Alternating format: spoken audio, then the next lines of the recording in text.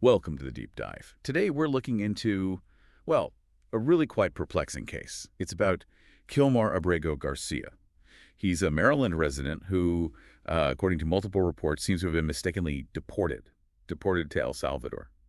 So our mission today is to unpack the circumstances around this and, the reactions it's caused based on what our sources are telling us. It really is a situation that immediately raises some red flags, doesn't it? It does. The name, Kilmar Abrego Garcia, keeps coming up, consistently identified as being from Maryland. Right. Abrego Garcia, Kilmar Garcia, different variations, but clearly the same person. Yes. And then deported specifically to El Salvador. It really signals that somewhere along the line, a significant error likely occurred within the system. Absolutely. And it's not just a simple administrative error, it seems. Yeah. Because we also see that El Salvador's president, Nayib Bukele, Yeah. he has stated quite clearly, apparently, that he won't return the man. Which just adds this whole other layer, right? An international dimension. Exactly. To what already looks like a very troubling situation domestically. And what's really fascinating here, or perhaps worrying, is the context of a Supreme Court ruling. Yes, that was mentioned. A 9-0 ruling. Unanimous.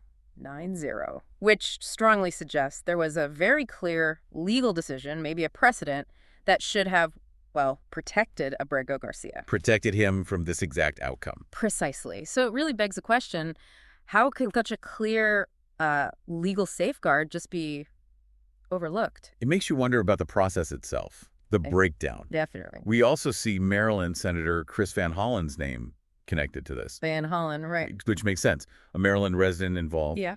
It seems likely he's involved in trying to figure out what happened. We're potentially trying to rectify it, from a political angle, especially given this apparent legal misstep. And there's a judge mentioned, too.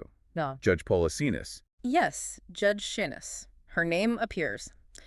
It could mean the judicial system was involved earlier with Abrego Garcia's case, or perhaps she's now part of the fallout discussion after the deportation. It just shows how many different facets these cases have. Legal, political. Judicial, yeah. Very complex. The sources also mention SICO and El Salvador prison. Right. SICO likely refers to a specific facility, a detention center, maybe a high-security prison in El Salvador. So possibly where Abrego Garcia is being held now. That seems to be the implication. It gives a pretty stark picture of the reality on the ground for him after this mistaken deportation. Okay, but here's something else.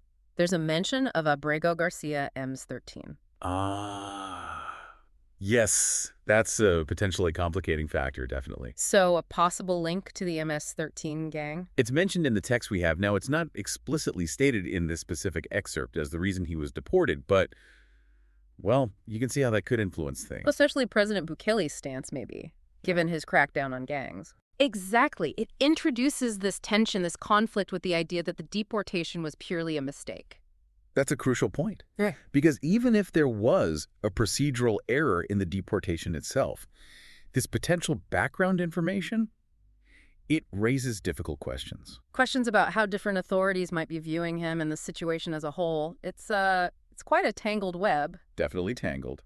And interestingly, you also see some other names pop up. Stephen Miller, Lawrence Tribe. Oh, and Andrew Weissman, Trump MSNBC, is mentioned too. Right. Now, there's no direct quote or explicit link in this text showing how they connect directly to Garcia's case, but these are figures often involved in those, broader legal and political debates. Particularly around immigration policy and law. Exactly. So their mention suggests this specific case, the story about Abrego Garcia, has resonated. It's perhaps being discussed within those wider conversations. Which brings us back, I suppose, to the central question that seems to be floating around.